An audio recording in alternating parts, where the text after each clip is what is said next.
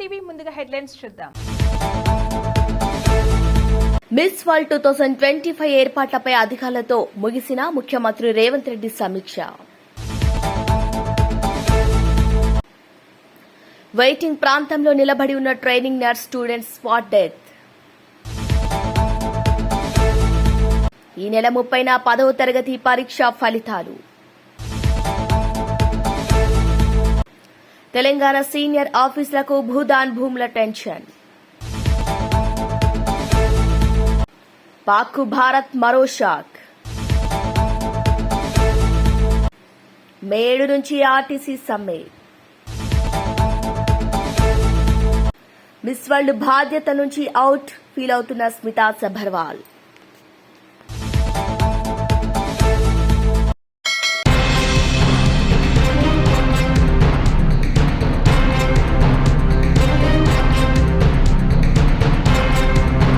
మే 7 నుంచి సమ్మెకు దిగనున్నట్లు ఆర్టీసీ కార్మికులు ప్రకటించారు. ఆర్టీసీ పరిరక్షణ విలీన ప్రక్రియ పూర్తి చేయాలంటూ వారు సమ్మెకు దిగుతున్నట్లు తెలిపారు.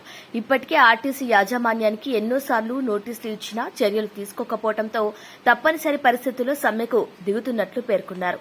కాగా గత నెలలో 21 అంశాలను పరిష్కరించాలంటూ కార్మికులు యాజమాన్యానికి నోటీసులు ఇచ్చిన విషయం తెలిసిందే.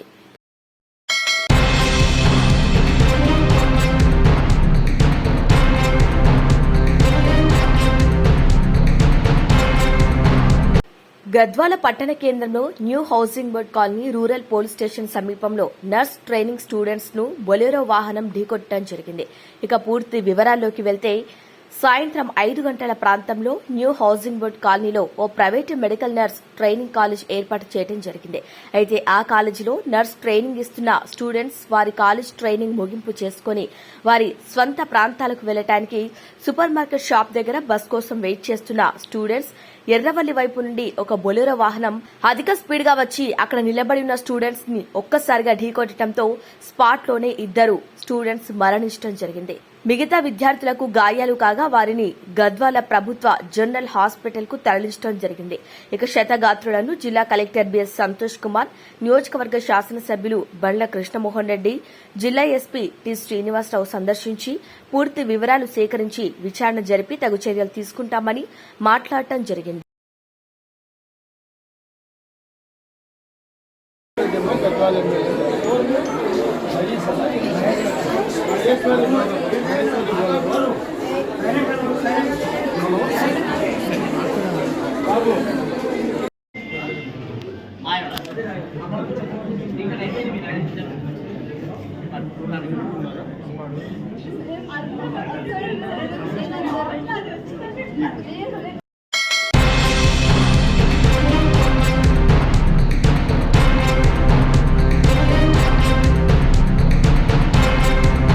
ఉగ్రదాడి వేళ పాక్పై పలు ఆంక్షలు విధించిన భారత్ మరో షాక్ ఇవ్వనున్నట్లు తెలుస్తోంది. ఆ దేశ విమానాలు భారత్ గగనతలంపై ప్రయాణించకుండా ఆంక్షలు విధించే దిశగా చర్యలు తీసుకోనున్నట్లు సమాచారం. దీంతో పాక్ విమాన సర్వీసులు మలేషియా తదితర సౌత్ ఈస్ట్ ప్రాంతాలకు వెళ్లేందుకు చైనా లేదా శ్రీలంక మీదుగా ప్రయాణించాల్సి ఉంటుంది. అలాగే పాక్ షిప్లను మన పోర్టులో నిషేధించాలని చూస్తున్నట్టు జాతీయ మీడియా పేర్కొంది.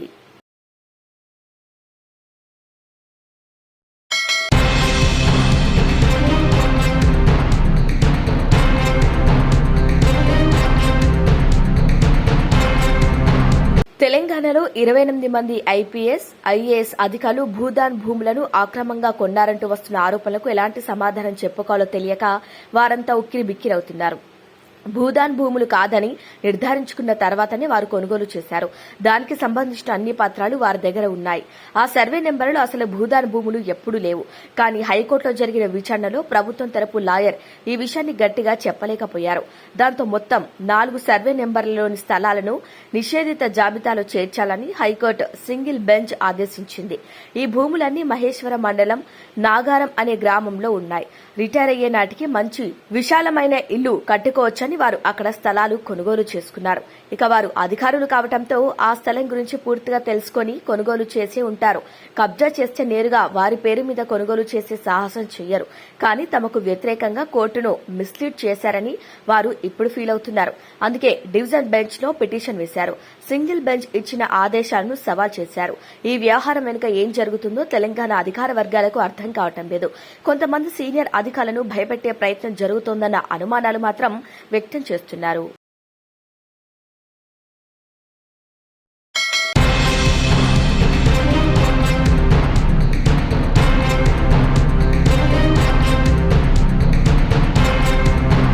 పాక్ యుద్ద విమానాలను పంపుతున్నట్టుగా వస్తున్న వార్తలను ఖండిస్తున్నట్టు టర్కీ పేర్కొంది. ఆ వార్తలు నిజం లేదని, కార్గో విమానం కేవలం ఇంధనం నింపే అవసరాల కోసం పాక్ లో దిగినట్టు స్పష్టం చేసింది. పాకిస్తాన్ కు ఆయుధాలతో కూడిన 6 విమానాలను టర్కీ పంపుతోందని వార్తలు వచ్చిన విషయం తెలిసిందే. అయినప్పటికీ ఈ విషయంతో టర్కీ, భారత్ మధ్య సంబంధాల్లో మార్పు వస్తుందని పలువురు అంచనా వేస్తున్నారు.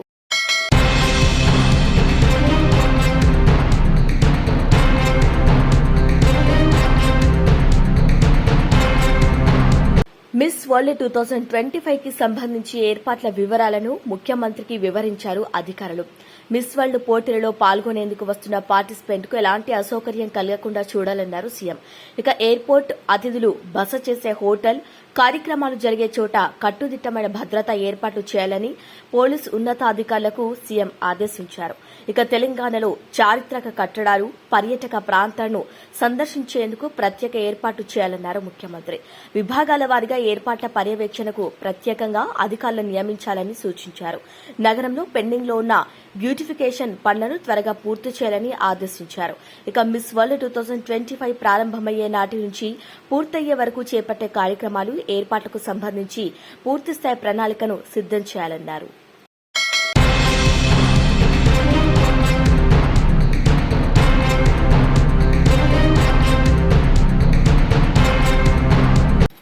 కష్టపడు ఫలితం ఆశించకు అని అర్థం వచ్చే భగవద్గీత సూక్తిని ట్విట్టర్లో పోస్టు చేసిన సీనియర్ ఐఏఎస్ అధికారి స్మితా సబర్వాల్ 4 నెలల తన టూరిజం శాఖలో ప్రోగ్రెస్ రిపోర్ట్ ని ట్విట్టర్లో పోస్ట్ చేశారు. 4 నెలల్లోనే తాను గొప్ప పురోగతి సాధించానని ఆమె చెప్పే ప్రయత్నం చేశారు. అయినా బదులు చేసిన అర్థంలో భగవద్గీత బోధ పోస్టు చేశారు. నిజానికి ఆమెకు అత్యంత ఇష్టమైన మిస్ వరల్డ్ పోటీలు టూరిజం శాఖ ఆధ్వర్యంలో జరుగుతున్నాయి. ఈ పోటీల నిర్వహణ కోసం ఆమె కష్టపడుతున్నారు. స్వయంగా ఫ్యాషన్ పై ప్రత్యేకమైన ఆసక్తి ఉన్న అధికారిని కావడంతో మోడల్స్ అందాల భామలతో కలిసి ఫోటోలు దిగి సోషల్ మీడియాలో పోస్టు చేస్తున్నారు. ఇక వారితో పోటీ పడుతున్నారని నెటిజన్లు ప్రశంసిస్తున్నారు. అందాల పోటీల్ని అంతే అద్భుతంగా నిర్వహించి తెలంగాణ టూరిజాన్ని గొప్పగా ప్రమోట్ చేసే ప్రణాళికలు వేసుకున్నారు. కానీ అసలు పోటీ ప్రారంభం కావడానికి వారం రోజుల ముందే ఆమె బదిలీ అయ్యారు. దీంతో టూరిజంతో పని లేకుండా పోయింది. అందుకే ఆమె నిరాశ గురయ్యారు. నిజానికి గత ప్రభుత్వ పెద్దలతో ఎంత సాన్నిహిత్యంగా ఉన్నా కాంగ్రెస్ గెలిచిన తర్వాత ప్రభుత్వ పెద్దలను కలిసేందుకు ఆసక్తి చూపించకపోయినా కొద్ది రోజుల తర్వాత ఆమెకు టూరిజం లాంటి ప్రాధాన్యత పోస్టింగ్ దక్కింది. కానీ కంచె గచ్చిబౌలి ఏఐ ఫోటోను షేర్ చేసుకుని ప్రభుత్వంతో తన సంబంధాలను పూర్తిగా చెడగొట్టుకున్నారు. ఇప్పుడు టూరిజం నుంచి బదిలీ అయ్యారు.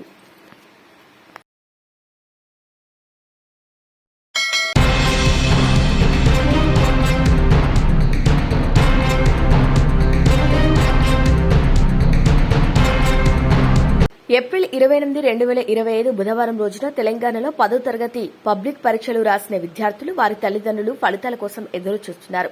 ఇప్పటికే పక్క రాష్ట్రం ఏపీలో 10th ఫలితాలు విడుదలయ్యాయి. ఇక తెలంగాణలో ఇంటర్ రిజల్ట్స్ వచ్చేశాయి. కానీ 10వ తరగతి ఫలితాల వెల్లడి మాత్రం ఆలస్యం కావడంతో విద్యార్థులు ఉత్కంఠంగా ఎదురు చూస్తున్నారు. అయితే తాజాగా ఫలితాల విడుదల తేదీపై ఓ క్లారిటీ వచ్చేసింది.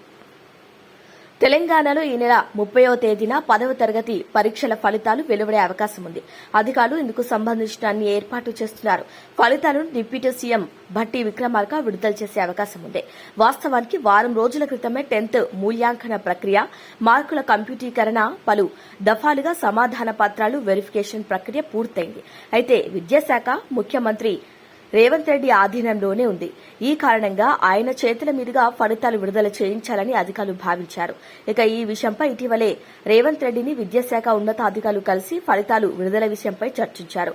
ఈ క్రమంలో ఫలితాల విడుదల బాధ్యత డిప్యూటీ సీఎంకు అప్పగించినట్టు తెలిసింది.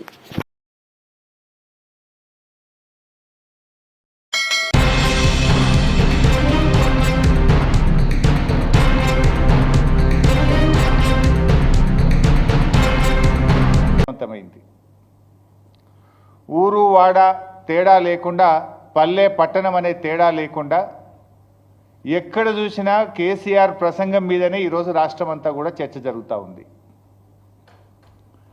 రజతోత్సవ సభను డైవర్ట్ చేయడానికి వీళ్ళు భారత్ సమ్మిట్ అనే కార్యక్రమం పెట్టారు, రైతు మహోత్సవాలు అనే కార్యక్రమం పెట్టారు, ఆర్టీఏ పోలీస్ డిపార్ట్మెంట్ను వాడుకొని సభకు జనం రాకుండా అడ్డుకునే కుట్రలు చేశారు, ప్రయత్నాలు చేశారు. కానీ కేసీఆర్ గర్జనకు కాంగ్రెస్ పార్టీ కకవికలమైపోయింది. మళ్ళీ ఎట్లన్నా డైవర్షన్ చేయాలి. యాక్చువల్లీ ఎన్డీఎస్ఏ రిపోర్ట్ కూడా మీరు ఒకసారి గమనిస్తే అప్పటికే ఎలక్షన్ కోడ్ ఆఫ్ కండక్ట్ వచ్చింది. కాళేశ్వరం ఇన్సిడెంట్, మేడిగడ్డ ఇన్సిడెంటు జరిగిన రోజు మేడిగడ్డకు పిల్లర్లు 2 కుంగిపోయిన రోజుకు అప్పటికే మోడల్ కోడ్ ఆఫ్ కండక్ట్ ఈ రాష్ట్రంలో అమల్లో ఉంది. ఎందుకు ఈ మాట ఆ డేట్ చూస్తే ఒకసారి మనకు ఎలక్షన్ మోడల్ కోడ్ ఆఫ్ కండక్టు ఎప్పుడు అమల్లోకి వచ్చిందంటే October 9th model code of conduct వచ్చింది. ఈ ఇన్సిడెంట్ జరిగిందేమో 21 అక్టోబర్ జరిగింది. కానీ మీరు గమనిస్తే ఏం జరిగింది, ఎన్డీఎస్ఏ ఎంత వేగంగా స్పందించిందంటే ఆనాడు అసెంబ్లీ ఎన్నికల ముందు బీజేపీకి లబ్ధి చేకూర్చే విధంగా ప్రిలిమినరీ రిపోర్టు ఎప్పుడు ఇచ్చింది, 1 నవంబర్, అంటే జస్ట్ వితిన్ 1 వీక్ కూడా కాదు, ఇన్సిడెంట్ జరిగిన 2 రోజుల్లో వచ్చింది. 4 రోజుల్లోనే ప్రాథమిక నివేదిక ఇచ్చింది. అంటే అసెంబ్లీ ఎన్నికల ముందు ప్రాథమిక నివేదిక, పార్లమెంట్ ఎన్నికల ముందు మధ్యంతర నివేదిక, బీఆర్ఎస్ రజతోత్సవం జరిగేటప్పుడు తుది నివేదిక. ఇది రాజకీయం కాకపోతే ఏంది?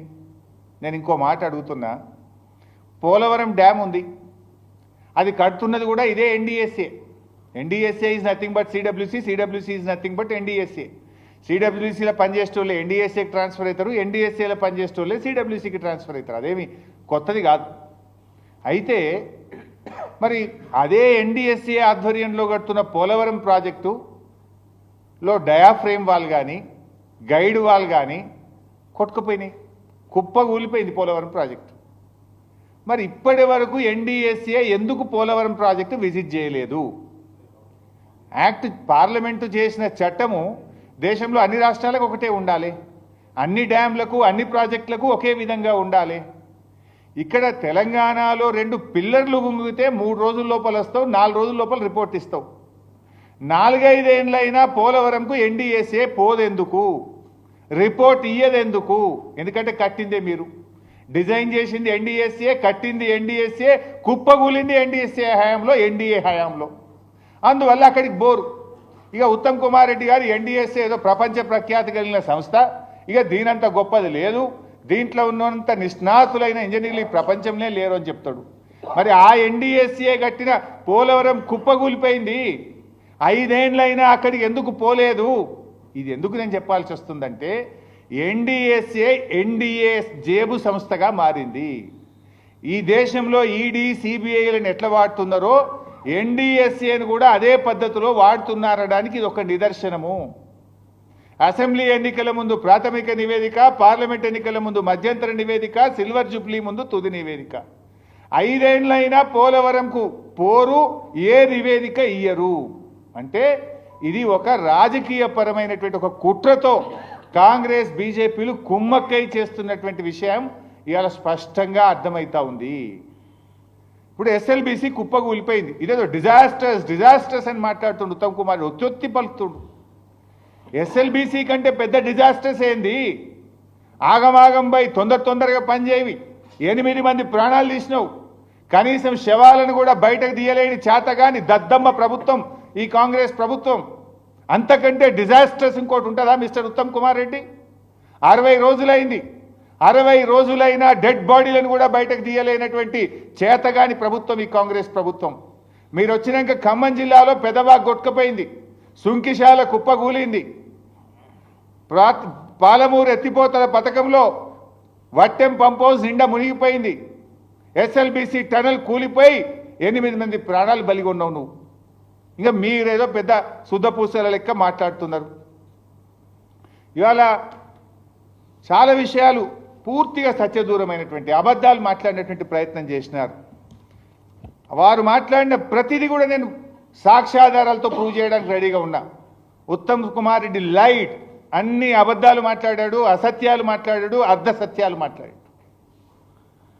ఇవాళ కాళేశ్వరం ప్రాజెక్టు గురించి అదేదో ప్రాణహిత చేవెళ్ళ ప్రాజెక్టు మేము గొప్పగా కట్టినాం, మేమే స్టార్ట్ చేసినాం, మేమే పని చేసినాం.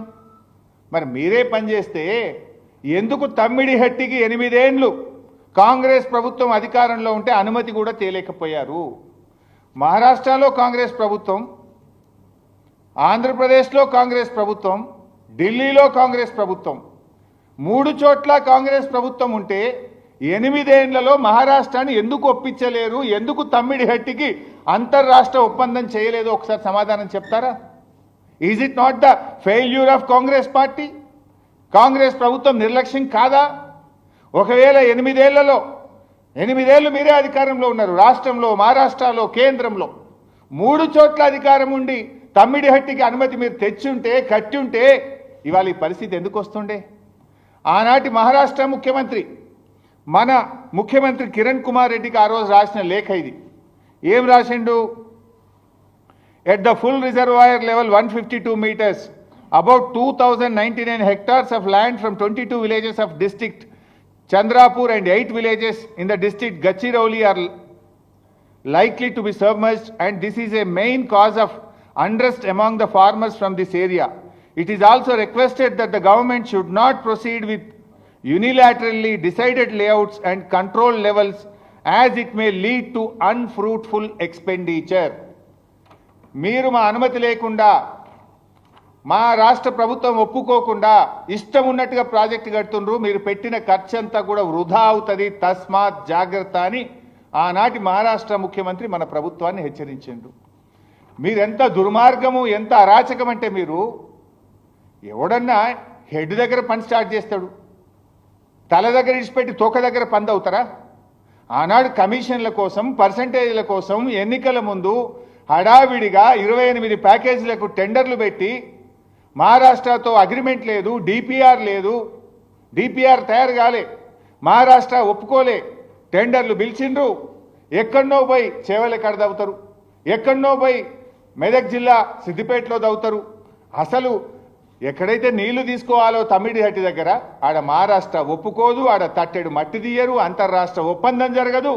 తప్పు చేసింది మీరు. మీరు చేసిన తప్పును సవరించడానికి మేము ప్రయత్నం చేశాం. ఇవాళ వాళ్ళ దుర్మార్గం ఎట్లా అంటే, నేను ఉత్తమ్ కుమార్ రెడ్డి తలకాయ ఎడబెట్టుకుంటాడో, నువ్వు కూడా ఆ రోజు మంత్రివే, ఆ ప్రభుత్వంలో నువ్వు మంత్రివే, నువ్వు కూడా దీనికి జవాబుదారే. రాజశేఖర్ రెడ్డి గారి ప్రభుత్వం 17/12/2008 నాడు ఫౌండేషన్ స్టోన్ వేసిండ్రు. 2007లోనే టెండర్లు పిలిచారు, జీవోలు ఇచ్చారు, 2008లో శంకుస్థాపన చేసిండ్రు. 4 ఏళ్లలో పూర్తవుతుంది. 4 ఏళ్లలోనే ప్రాణహిత చేవెళ్ళ పూర్తి చేస్తామన్నారు. అప్పుడు ఎలక్షన్ల ముందు అన్ని టీవీలలో యాడ్లు వచ్చినాయి, మీకు కూడా తెలుసు. తెలంగాణ ఉద్యమాన్ని దెబ్బకొట్టాలని చేసిండ్రు. 4 ఏళ్లలో పూర్తి చేస్తామన్నారు. 7 ఏళ్ళు అధికారంలో ఉంటే కనీసం తమ్మిడిహట్టి దగ్గర అంతర్రాష్ట్ర ఒప్పందం చేయలే. 4 ఏళ్లలో వీళ్ళు చేసిన ఘనకార్యం కూడా చెప్తా. 4 ఏళ్లలో ప్రాజెక్ట్ పూర్తి చేస్తామన్నారు 2008లో. 2012 నాటికి వీళ్ళు చేసిన పని ఏంటంటే, సర్వే అండ్ మొబిలైజేషన్ అడ్వాన్స్ల పేరు మీద కాంట్రాక్టర్లకు ఇచ్చిన అడ్వాన్సులు, పని చేయకుండానే ఇచ్చిన అడ్వాన్సులు 1426 కోట్లు. 4 ఏళ్లలో ల్యాండ్ ఎక్విజేషన్ కోసం పని మీద పెట్టిన ఖర్చు ఎంత అంటే 160 కోట్లు. చేసిన పని భూసేకరణకు కానీ చేసిన పని 160 కోట్లు. ఏమి చేయకుండానే మొబిలైజేషన్ అడ్వాన్స్ల కింద కాంట్రాక్టర్లకు ఇచ్చింది 1426 కోట్లు. ఇది కాంగ్రెస్ పార్టీ యొక్క అవినీతికి పరాకాష్ట. తట్టెడు మట్టెత్తకుండా 1426 కోట్లు 2012 నాటికి కట్టిపెట్టారు మీరు. 4 ఏళ్లలో పూర్తి చేస్తామని మొత్తం 160 కోట్ల పని కూడా చేయకుండా 1426 కోట్లు కాంట్రాక్టర్లకు దోచిపెట్టిన కాంగ్రెస్. ఆ దోపిడిలో ఈ ఉత్తమ్ కుమార్ రెడ్డి కూడా బాధ్యుడే. ఆనాటి నీళ్ల మంత్రి సుదర్శన్ రెడ్డి కూడా ఇప్పుడు కాంగ్రెస్ పార్టీ ఎమ్మెల్యేగానే ఉన్నాడు. ఇది కాంగ్రెస్ దోపిడి. మేమొచ్చిన తర్వాత రివ్యూ చేసి సర్వే మొబిలైజేషన్ అడ్వాన్సులు రద్దు చేసినాం. ఇప్పుడు నేను చెప్పింది 4 ఏళ్లలో వీళ్ళు ఇచ్చింది 1426 కోట్లు. బై ద టైం కాంగ్రెస్ ప్రభుత్వం దిగిపోవడం లోపు సర్వే మొబిలైజేషన్ అడ్వాన్స్ పేరు మీద 2328 కోట్లు దోచుకొని తిన్నారు. 2328 కోట్లు మొబిలైజేషన్ అడ్వాన్స్ల పేరు మీద దోచుక తిన్నది, పందికొక్కుల్లాగా మెక్కింది ఆనాటి కాంగ్రెస్ ప్రభుత్వం. ఇంకా సిగ్గు లేకుండా ఉత్తమ్ కుమార్ రెడ్డి ఏదో మాట్లాడుతుండు. మేము వచ్చిన తర్వాత ఈ మొబిలైజేషన్ అడ్వాన్సులు రద్దు చేసినాం, సర్వే పేరు మీద ఇచ్చే అడ్వాన్సులు రద్దు చేసినాం. ఆ డబ్బంతా కూడా కాంట్రాక్టర్ల దగ్గర నుంచి రికవరీ చేసింది బీఆర్ఎస్ ప్రభుత్వం. ఇంకా నువ్వు మాట్లాడతావు సిగ్గు లేకుండా. ఇకపోతే ఇవాళ ఉత్తమ్ కుమార్ రెడ్డి గారు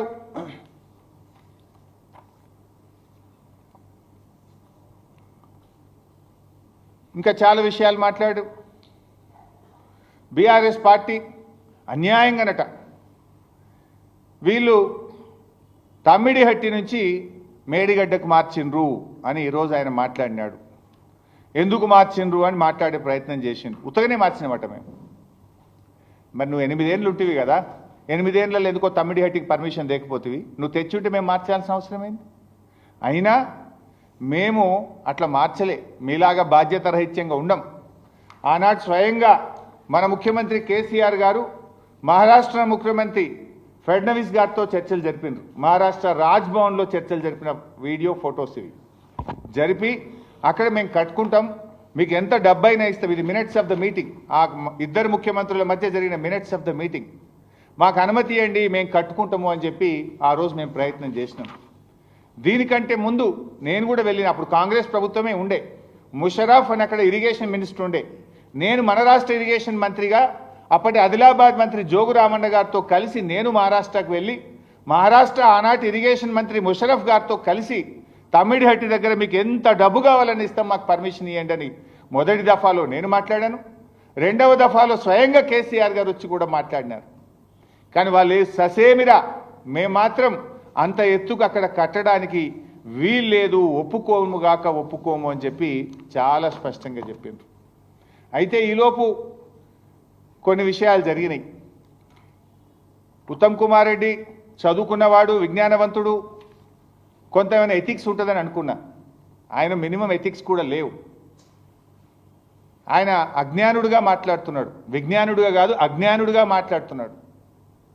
మాట్లాడేటప్పుడు కొద్దిగానన్నా డిపార్ట్మెంట్ని అడిగి తెలుసుకోవాలి, బాధ్యతతో మాట్లాడాలి. You are the minister. ఎందుకు మార్చిండ్రు? మేము 10 సార్లు చెప్పినాం, అక్కడ నీళ్లు లేవు అని సెంట్రల్ వాటర్ కమిషన్ చెప్పింది అని చెప్పినాను. ఈరోజు మళ్ళీ మీ ద్వారా ఒకసారి రాష్ట్ర ప్రజల ముందు పెడుతున్నా, ఉత్తమ్ కుమార్ రెడ్డి కూడా చెప్తున్నా, బాధ్యతతో మాట్లాడు, అజ్ఞానంతో మాట్లాడకు. ప్రజలు నవ్వుకుంటారు నిన్ను చూసి, నీ మీద ఉన్న గౌరవం తగ్గిపోతుంది. ఇది 18/2/2015. మా ప్రభుత్వం వచ్చింది 2 జూన్ 2014. 2 జూన్ 2014 నుంచి ఈ లెటర్ వచ్చేదాకా ఫిబ్రవరి 2015 వరకు, అంటే దాదాపు 8 నెలలు అటు మహారాష్ట్రతో మాట్లాడుతూనే ఉన్నాం, ఇటు పనులు కూడా కొనసాగించినాం. ప్రాణహిత నుంచి ఎల్లంపల్లి దాకా పనులు కొనసాగించినాం. మహారాష్ట్రతో 2-3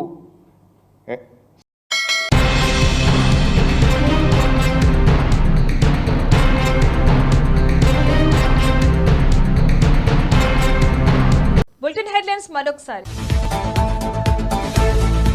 మిస్ వరల్డ్ 2025 ఏర్పాట్లపై అధికారులతో ముగిసిన ముఖ్యమంత్రి రేవంత్ రెడ్డి సమీక్ష. వెయిటింగ్ ప్రాంతంలో నిలబడి ఉన్న training nurse students spot death. ఈ నెల 30న 10వ తరగతి పరీక్ష ఫలితాలు. తెలంగాణ సీనియర్ ఆఫీసులకు భూదాన్ భూముల టెన్షన్. పాక్కు భారత్ మరో షాక్. మే 7 నుంచి ఆర్టీసీ సమ్మె. మిస్ వరల్డ్ బాధ్యత నుంచి అవుట్ ఫీల్ అవుతున్న స్మితా సబర్వాల్. ఇవి వాళ్ళ bulletin updates. Keep watching star TV.